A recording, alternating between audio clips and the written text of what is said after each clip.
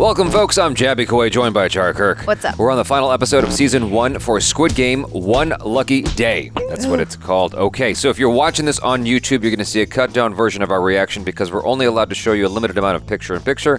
If you want to watch the entire thing along with this, uncut, uninterrupted, head over to our Patreon page, patreon.com/JabyKoay. However, you will need your own Netflix subscription so you can open up the show in an adjacent window to our reaction, and it's like you're watching it with your two favorite pals from the internet. If you're watching this on Patreon already, thanks so much for supporting us here. If you're watching this on YouTube, please hit that subscribe button, bell icon, all notifications, and vote this video up to let YouTube know you're enjoying what you're watching. All right, let's finish this off. Here we go. Picture's so goofy. Well, it really shows the difference in their personality. Yeah.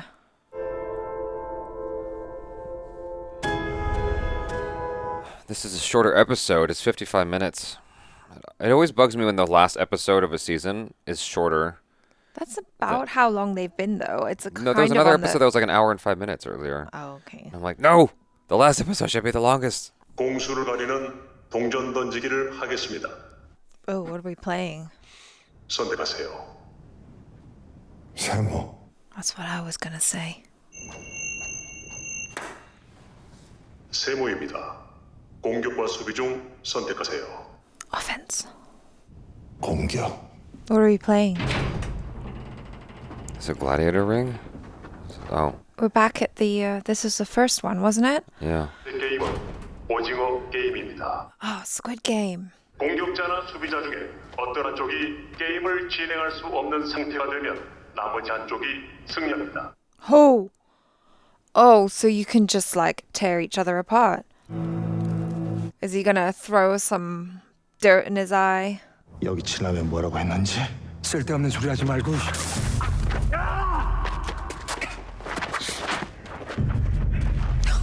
He just walks across. 암행어사라고 했어. What? It's raining? Oh. How ominous. Yeah. Is this part of the game?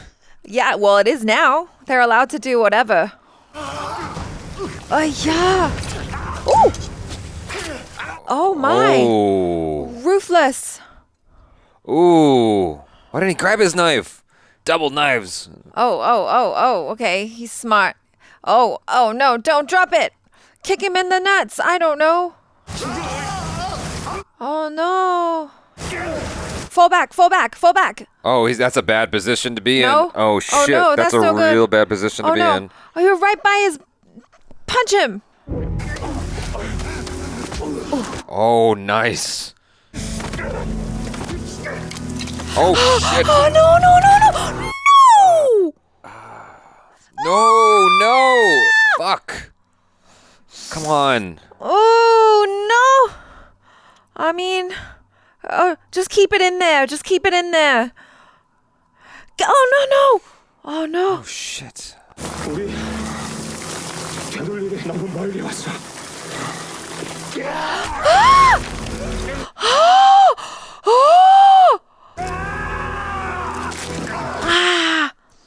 Oh, he's got the knife now. Yeah, it's in his hand. What are you going to do? Like, ugh. That's probably going to hurt. Ugh. Pull it out. Just win the game. What do you have to do to win? Like, he's down. Just, I don't know. Win the game.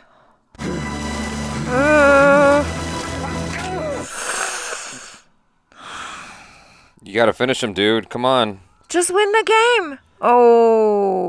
You had to do it. Oh, did he stab the ground? He stabbed the ground. Oh. Now what? Did they both lose? Can you tie in this game? Don't leave that knife there for him. Don't leave that knife. Oh, god damn it. If he gets up with that knife, I'm gonna be so pissed. Just touch the squid's head. He could still get up. This is it. All he has to do is touch it with his foot. 안 해. 그만두겠어. What? I don't understand. 동의서 제3항. 참가자 과반수가 동의하면 게임은 중단된다. 집에 가자. Is he gonna try and still get him out? Or kill him? 미안해. Oh, I thought that might happen. 우리 엄마.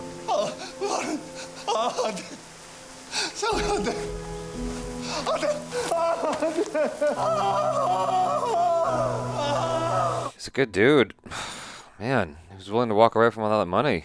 Yeah. How are you gonna bring all that home? A lot of trash bags. 누구야 너? 그냥 꿈을 꿨다고 생각해. 당신한텐 그렇게 나쁜 꿈도 아니었잖아. 누구야 너? I will when you have PTSD for the rest of your life. 너에겐 오직 지옥불의 고통만이 기다리고 있을지어니 주님. He just gets chucked out. Where's the money? It's probably in a bank account for him.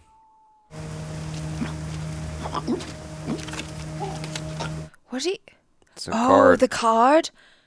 Oh, it's a credit card. Bank card. Yeah, you're right. Don't lose that. How do they know what his PIN is? It's the same pin. 456? 0456. 지금 현금을 세고 있으니 입금을 받아주십시오. Don't forget your card. 저 요즘 상우랑 연락한 적 없지? 아니다. 들어가. Oh, God.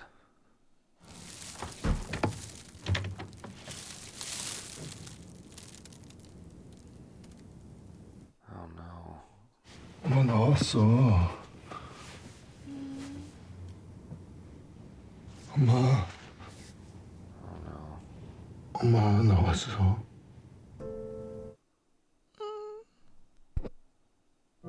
나 돈 벌어 왔어.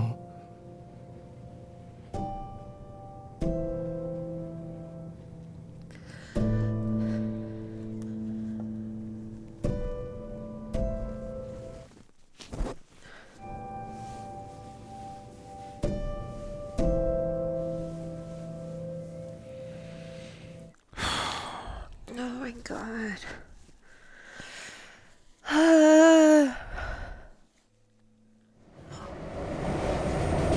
Let me guess, they reach out to him again.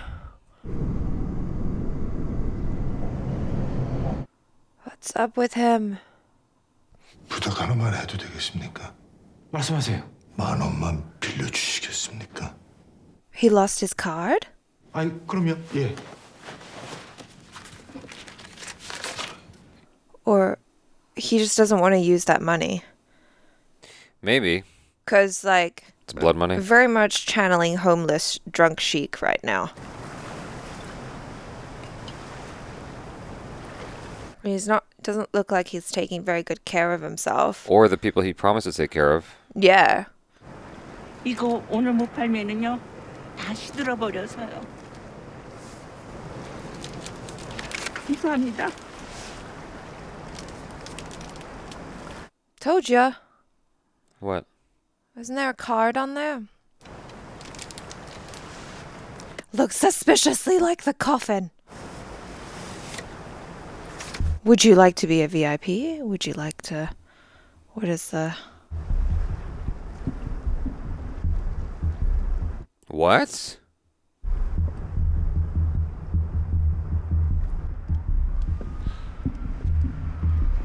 Who is your Gunbu? I thought His your Gunbu the old was guy. dead. Yeah. What's going on? He's alive. Dang it, we should never have believed it. We never saw a body. Oh, yeah. Oh, maybe he was the leader of the thing. Because remember they said the guy was missing? It was the front man? No, the front man was there. It was the... Yeah, but he said the host. The host was missing. 저기 술에 취한 건지 다 당신이 안 치십니까?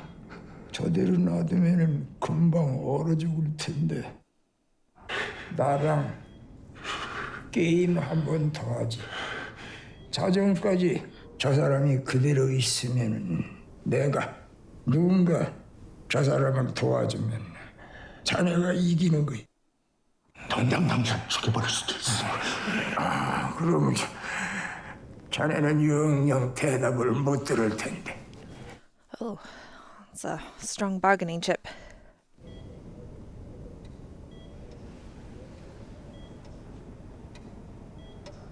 How long? I couldn't see it. How long till midnight? About 20 minutes.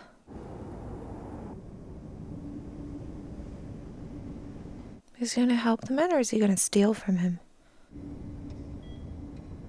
돈이 하나도 없는 사람과 돈이 너무 많은 사람의 공통점이 뭔 줄 아나? 사는 게 재미가 없다는 거야. 언제부터인가 내 고객들이 하나 둘씩 나한테 그러는 거야. 살면서 더 이상 즐거운 게 없다고. 다들 모여서 뭘 하면은 좀 재미가 있을까? 아무 얘기도 게임을 강요한 적이 없어. 자네도 제발로. Yeah. It's true. Yep. 어릴 땐 말이야, 친구들이랑 죽기 전에 꼭 한번 다시 느끼고 싶었어. 그렇게 재미있었던 거 정말 오랜만이었어.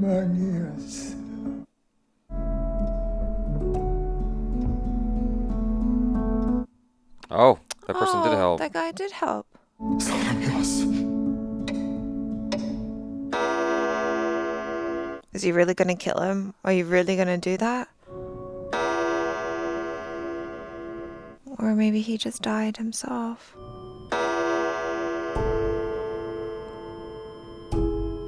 Dang, everybody's dying. 자네가 손님들을 맡아주게. 왜 그러시는지 여쭤봐도 되겠습니까? 보는 것이 하는 것보다 더 재미있을 수가. That makes so much more sense as to why he was like smiling and laughing when he was playing red light, Yeah. green light. I mean, I had the sense that it was also like because, well, you know, he knew he was dying, so he was just savoring up all the living that he could do, you know. 머리 많이 기르셨네. 어떻게 해드릴까? Oh, the red hair. Oh wow, okay, that's a look. Like a K-pop star. Dang, that's very bright. Oh, there we Oh, go. finally. 누나를 많이 닮았네. 얘가 걔야? How's she gonna? 이름이 뭐니? 강철. 강철. 아이고, 이름이 아주 남자답네. 생긴 것도 아주 씩씩하게 생겼고. 부탁드리겠습니다. 그래. 나 먹는 상에 그냥 애 밥숟가락 하나 더 얹으면 돼. 걱정하지 말고 잘 다녀와. 네. Yeah, I see his daughter in America. 아이고, 추운데 옷이 이게 뭐야? 뭐 더 따뜻한 거 없어? It's all money, isn't it? You better close it as soon as you open it. Yeah, you better close that as soon as you open Yeah, it. yeah, You yeah, don't want yeah, someone yeah. else to see it. Oh, lady, close it. Close it, lady.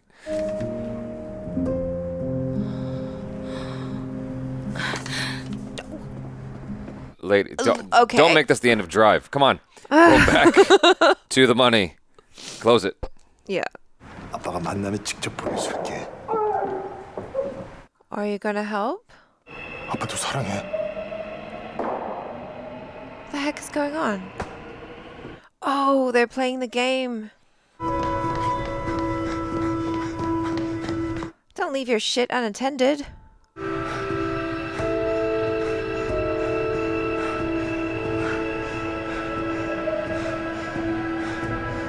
Where's the guy he was slapping though?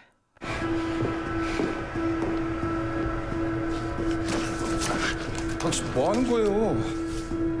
그거 내놔요. 안 돼.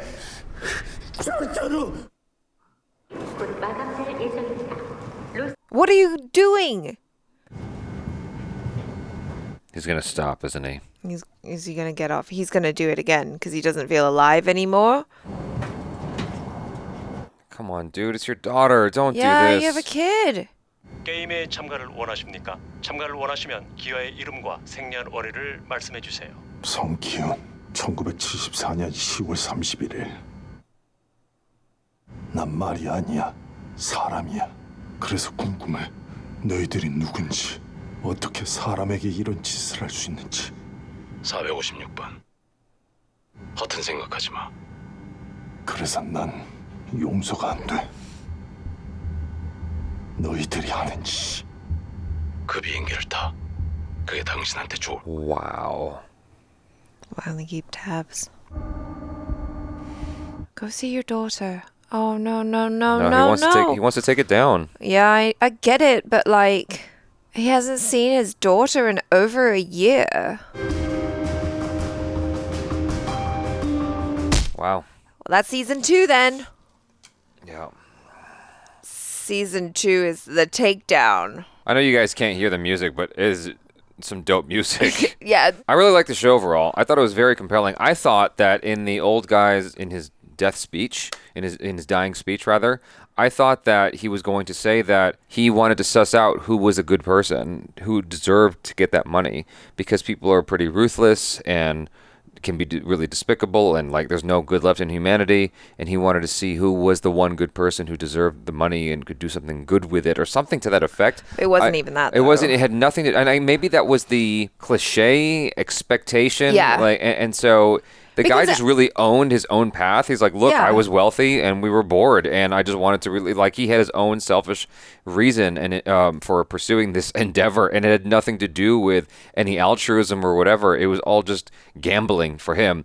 It was all just fun for him. Yeah. You know. The interesting thing is that even though he was very cognizant of his own role in the Squid Game and like his motives and everything like that, I still felt for him. And even I was surprised at even Sang-woo's death. Like this whole time leading up to it, we've been really kind of hating him, you know, just because he does those things that we like to think that we wouldn't do He's vile. in order to Yeah. win. But I don't know, I still felt for him in that moment because I was like, oh, he's just very human and very fallible, and he's just there trying to do the best that he knows for himself and for his mom and for his family. I guess by taking his own life, he kind of redeemed himself Yeah. in my eyes because, you know, he knew that the only way out was if one of them Right. walked away with the money, and We all hopefully see- that Gi-hun would do the right thing. I think you're right. I think that it was a redemption moment. If he had just stepped on the thing, he knew that would have sentenced his old friend to death. Yeah. And so from a narrative perspective, it's like, I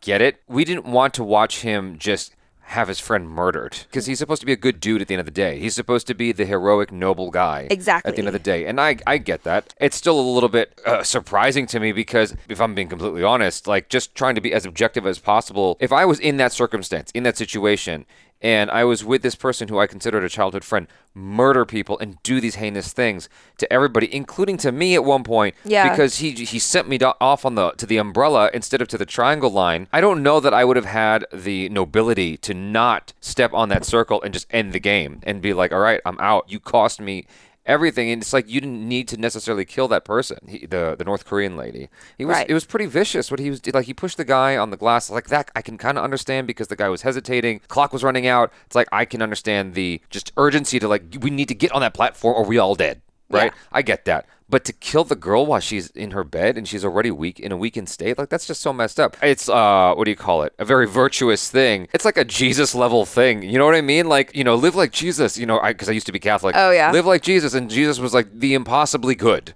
Right? And so this character is like impossibly good because like, can you really see yourself not stepping on that circle after everything his old homie had did? That's just crazy to me. And before I forget, I just want to compliment the fuck out of that fight scene. That was such a dope fight because everything today, it's all kind of transitioned towards like martial arts fight scenes, Yeah. which as a martial artist, I'm into, don't get me wrong. However, a lot of that stuff that you see now is like a replication or imitation of like Hong Kong cinema, Right. right? And it's just, it's cool and all, but it doesn't quite hit the same level oftentimes. And when it does, something like not Suicide Squad, but Harley Quinn's Birds of Prey. Yeah. Like the fight scenes in there look kind of epic, but it's missing something visceral. And here, Story. like a story. It's missing story. Yeah, but like there's something in the performance too that Emotion, it doesn't. This had everything, right? It's like it was dramatic. It was raining. It's in the dirt. It's ugly. Yeah, and it's like it's not martial arts. It's just this like crazy grappling of two dudes who don't know how to fight, just trying to tear each other apart. I loved it. I thought it was such a dope fight, and it made me think after the fact. I'm like, that might be harder to execute than a martial arts fight scene. I think so. I mean, that's why I commended it when I saw it, because we were having this conversation, or I was listening to a conversation you were having with a friend of yours who's a stunt coordinator, action designer or whatever, and he was complaining that a lot of the time people these days just want to do cool things in fight scenes, but oftentimes it doesn't make sense for the characters. Right. And like you were saying, these are just two guys fighting for their lives. They don't know kung fu, but yeah, this fight totally makes sense. But when you look at it, it does look kind of hard to execute. Yeah, because it just looks like it's an improv. Yeah, it's very visceral. I mean, it had everything going for it, between the way it was shot, between the production value. It felt very real in terms of like the way it just kind of looked, the camera angles, the choreography, the emotion in their faces was so strong. Yeah. And there was so much built into it emotionally, like everything leading up to this. It's everything I want out of a fight scene. And it was like, and it just felt real and awful. I loved it so much. The story of the fight was also really good because, like, you know they had the knives, and so there was like that sort of Hitchcock effect of like, there's this thing in your head of like, oh God, where's the only thing that they maybe missed out on was like, I guess they kind of brought it back, was like he grabbed the knife off the ground at some point, right? Well, it was, I knew, because the writer of this show has been so awesome at executing, like using all of Chekhov's guns, paying it off, right? Yeah. I knew that as soon as the knife was dropped, it was going to come back at some point, and it did. But there was two knives. They brought back one of them. Well, the other knife went far away. It went far away. Yeah, I get it. I mean, it's out of the ring. So it's out of the ring. Yeah. But I love this fight scene. This is one of the best fight scenes I've seen in a very long time. I was so impressed. I would go back to watch this again just to study it because I thought it was so well done, and I felt things while watching it. It's like oftentimes when you watch fight scenes today, you can't see what's happening. It's marred in camera angles that don't allow you to appreciate the choreography, the action, to actually see what's happening. Here, you could see it and you could feel it. Yeah. And like that's a winning combination. You know what I mean? It didn't move too quickly either. Like you saw them getting tired and like going through it and struggling, and you're there just like, oh no, please make it, you know? Yeah, I mean, it was painful on a physical level and on an emotional level. And one of the cool things I really appreciated was oftentimes it looked like they were actually making contact, even though they weren't. It's called stacking. When you, if someone throws a fist at your face, they throw it past your cheek and you move with it. You'll see it all the time in like when movies have really good fight scenes, you'll see it. Like in The Matrix, when Neo is fighting Agent Smith in the train station, there's a part where right before Neo chokes him in the neck or something, he punches past his face and goes, pa, pa, pa, pa, pa, and then in the face, right? And it looks like he really punched Hugo Weaving in the face. Because he stacked it. And so there was really good stacking going on here where it looks like he kicked him in the face. It looks like he punched him in the face. And so just all around, this was just very fantastically done, in my opinion. I was really, really happy with the fight. It didn't need to be longer. Oh, finally. That's always my comment. Like something that didn't need to be longer. Like this was just right. I thought the episode overall could have been longer and just give me a little bit more information. But that fight scene was perfect. Like the perfect length, perfect feeling, perfect leading into it. Like it was perfect. It was one of the best fight scenes ever. I loved it, and it hurt. It hurt to watch with the knife in his hand and all that stuff. The show overall is so interesting. It's like I feel like the main character. It's like you won, but did you? And you're just so, and it's like it's kind of depressing. After it was all said and done, it's like I can understand, even though the character has his daughter to look forward to, I can understand him going back to like try to stop this game from everything, because like, he came out of it like messed up, and so his objective is very clear. He wants to put this thing to bed forever. Yeah, totally. I mean, we don't know what happened to the cop, by the way. That's true. I did think that. I was like, oh, well, if this show tells us anything, it's that if you don't see the dead body, they're not necessarily dead. Yeah. So yeah, the cop might come back. And that you were asking just was it last episode or the episode before? Like, is there a season 2? I reckon this leaves it open for a season 2. Oh, there's going to be a season. Oh, there's definitely going to be. Are you kidding me? The There's definitely going to be a season 2. Yeah, for sure. There's going to be a season 2. The question is, how long do we have to wait for it? Because I don't, like, do you think the creators of this show knew it was going to blow up to this level? I don't think they could have known. I don't think he had any idea. I heard that the writer and director of this show shopped it around for like 9 years or something like that. Wow. And people just weren't ready for it, and no one wanted to pick it up. Wow. And then now it's like the #1 show globally. Isn't that wild? Well, not only that, but anyone who turned it down is now kicking the shit out of themselves. Yeah. That happens a lot, where you have this thing that gets shopped around and everyone's like, pass, pass, pass. And then some company believes in it and it blows the heck up. And then all the other companies are just now mad at themselves and someone's in trouble for passing on it. You know? Well, it could also be like, it's also the right time. Yeah. People are ready to watch this type of show. And having it on a platform like Netflix, which is global, has just kind of opened it up to literally everyone all around the world. Going back to talking about the main character and his nobility, his righteous behavior, however you want to phrase it, his honorable behavior. When he didn't kill Sung-woo, I understood why the show did that. But there was a small part of me, even though you can't do it because you can't, I wanted to see him kill him, because that dude did so much dirty throughout the show. He did. He did so much bad shit throughout the show, except for like in the first or second episode when he helped Pakistani kid with his bus fare. He helped save the main character at one point, giving him like advice on what to do. Yeah. Like outside of that, everything else he did dirty. And I was just like, damn, dude, like you really deserve to go. Now, I think he's just human, I guess. But like as the show went on, he definitely got worse. I mean, there were moments in the beginning where it was like, oh, might he? Well, I mean, he certainly an ally. He certainly went all the way to the dark side, and then our main character brought him back to the light at the very end. Yeah. It was almost like, if I had to compare it to anything, it's like Return of the Jedi. For those of you who have seen Return of the Jedi, you'll get the reference, but it's kind of similar if you think about it. Luke's whole thing throughout the trilogy is saving his father. Right. You know? And so here he he just believes in the good of people, our main character. He's extremely naive, and it's like you said, even in the picture, right? Sung-woo is serious, and he's like got his game face on. Well, he sees the darkness of the world. Yeah, he's like #1, the old guy. Yeah, that was another clue right there. Yeah, #1, like player #1, right? Yeah, they're both cynical. They've seen the world. They've seen how dark it can be, how greedy people can be, and so they have more knowledge. But whereas our main character sees the light in the world, and he's more optimistic, I guess. Yeah, even though he's a bit of a screw up, but he's definitely redeemed himself as the season went on. Well, I mean, he's impossibly optimistic because, like, he just, he was gambling on horses and whatnot, and he thought that he could win money, and it's like, it's even though it's to me a very, very bad thing and very negative to like gamble your mom's money and the money you're supposed to give to your daughter. Well, he even gambled in order to get a gift for his daughter. He didn't take the money and go to the store and buy her a Barbie doll or something.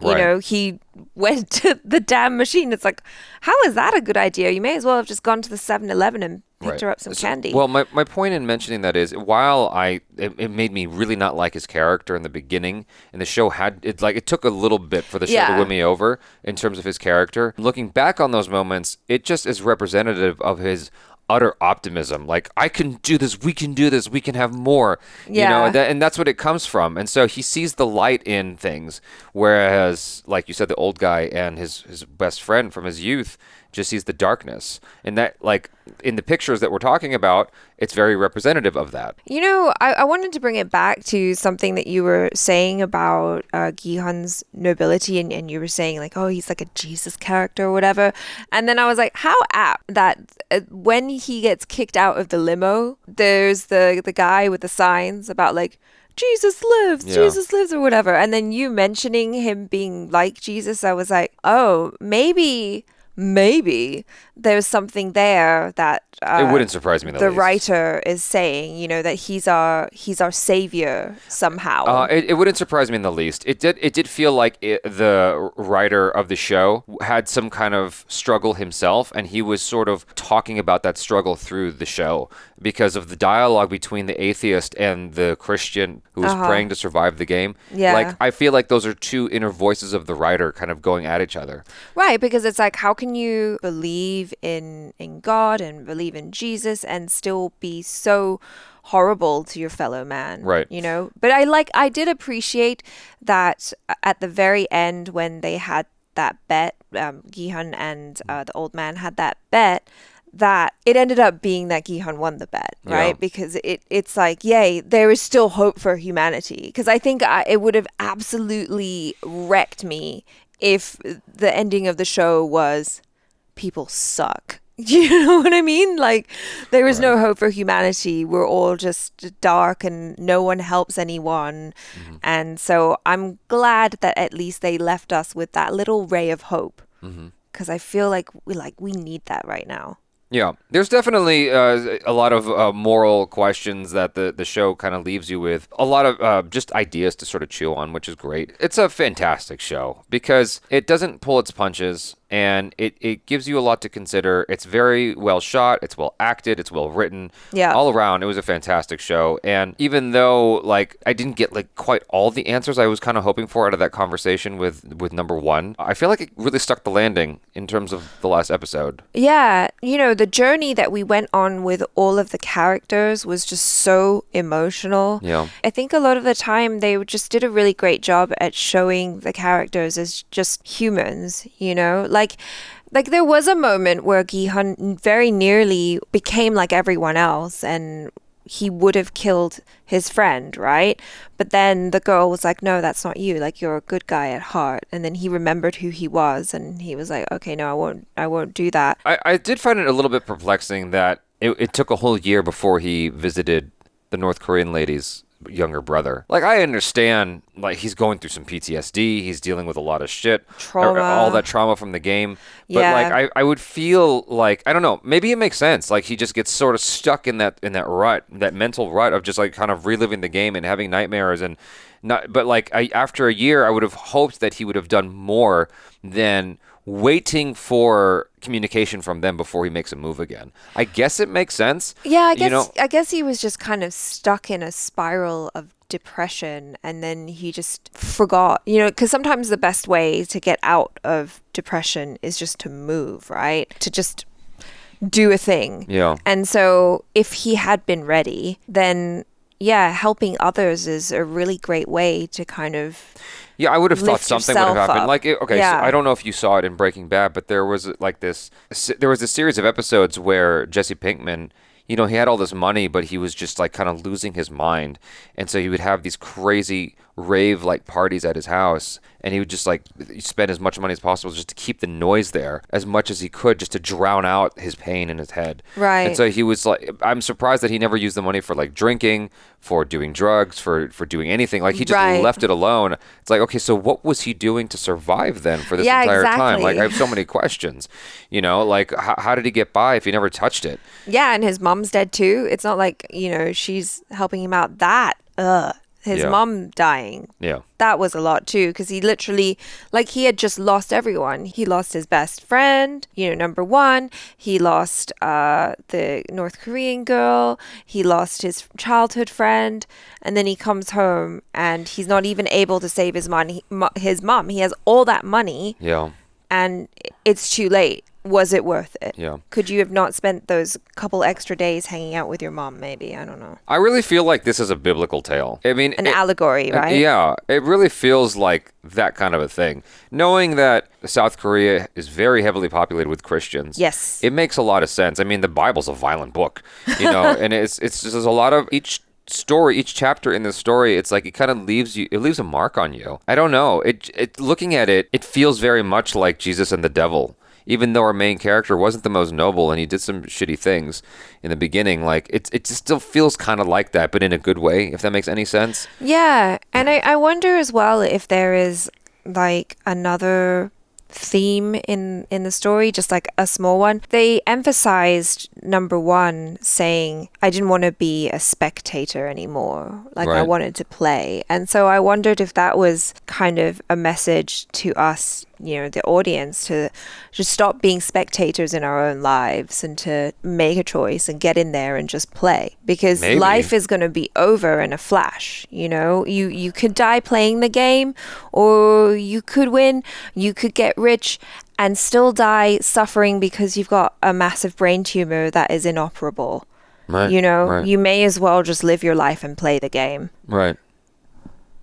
I don't know. I do wonder if the rules were fair, like if the old guy, if he really was being pushed, like Yeah. was he really going to die in the middle of the tug of war? Like, do you know what I mean? Like, I'm just wondering if there was any chance of him actually dying ever in the game. Well, see, that's the thing, right? Because like looking back at it, you're like, okay, it was pretty damn harrowing. Maybe that was the choice he made because he was going to die anyway, right? So it's like, go out fighting, go out playing and having a good time, or let old age and sickness take you out. You know, Yeah. you're going out either way. I'm inclined to believe that the answer is no, because the front man was like a real stickler for it's supposed to be fair for everyone. But it's not. The old guy got out. Well, that's true. Except for him, because he's the VIP. The thing about it is, in that scene, see, this is what's messing me up. In that scene, in that episode, specifically when he got to the place that looked like his own home, Yeah. he said, it makes sense to play tricks on your friend. Like, obviously, he has some kind of moral compass. He has some kind of like old man wisdom and a good heart somewhere in there. So it's a little bit confusing because he seems so cold on his deathbed when he's talking about the game. He doesn't seem to have any remorse at all. Right. He doesn't feel bad whatsoever. But in that episode, it seemed like he was a good person. It's very confusing. I think that's why I'm like left with still some questions, because I'm like, hold on, like where is he on his moral compass? Like, did these people not matter in the game? I think he's just fascinated by people and the choices they make, because, you know, even on his deathbed, he's betting on people and he's saying, I bet against humanity, and I think that no one is going to come and take care of this guy who's probably going to die if, you know, he doesn't get out of the cold this evening. I think it's just kind of fascinating for him to see what people will do. And maybe deep down in his heart, he wants to believe, like he wants to be like Gi-hun and believe that people are inherently good, but he's seen too much of the world. Well, I mean, it is interesting that in the end, the way he lived his life, he didn't see anyone do any good. Like, if you think about it. Well, yeah, because he might have died before. He did die before Yeah. he saw that guy, but whereas Gi-hun saw the good. Yeah. I mean, especially from Gi-hun's perspective, like, where the old guy basically gave him the marble. So from his perspective, and the North Korean lady was very kind to him. Like, people treated him fairly well from the game and forward. And so as far as Gi-hun's concerned, his daughter is so good to him. Yeah. You know, as far as he's concerned, there is good in the world. And then he got to see the guy come back with the cop to save the dude who's on the ground. Maybe, and this is just a theory, but maybe it's because he sees the good in the world that he receives all that good and that help back. And if you're looking at it from that paradigm of everyone sucks and everyone is out to get me, then that is what you're going to receive back. I don't know. It's just, I don't even know if that's something that the show is trying to say. I'm just saying that there's a matter of perspective there, you know, Sure, on the yeah. world. Anyway, it's a very, very interesting show, and we could probably keep going for hours, but we won't. So you guys, thanks so much for hanging out with us. Hopefully you enjoyed that. Do let us know your feelings about the show, about this specific episode in the comments below. Do subscribe if you haven't already. Hit that bell icon, all notifications, and vote this up to let YouTube know you enjoyed what you watched. If you're watching this on Patreon, thanks so much for supporting us here already. That's it for now. I'm Jaby Koay. This is ACHARA KIRK. Peace out.